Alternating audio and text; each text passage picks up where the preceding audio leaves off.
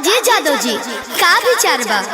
हम रौरा हाथ में आवे वाला नहीं खे। जाने हम बारूद हैं बारूद, हमें छूने की कोशिश करोगे तो जल जाओगे।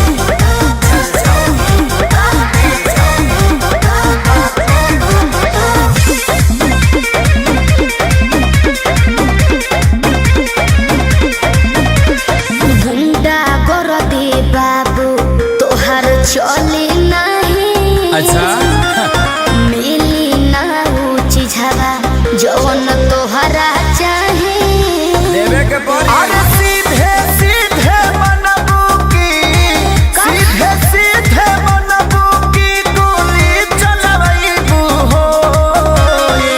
नाच के मलकिनी जी कहाँ नाच के जईबू हो।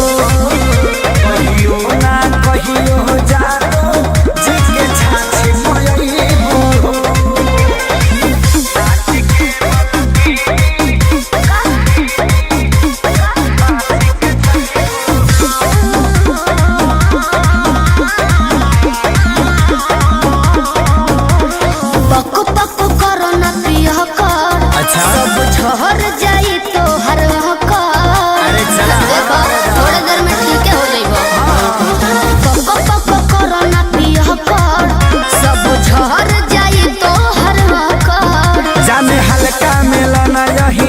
के। अच्छा आज रात भना चाहे तो है बांध के। अयो दादा ढेर मत फेंको। सुना हाथ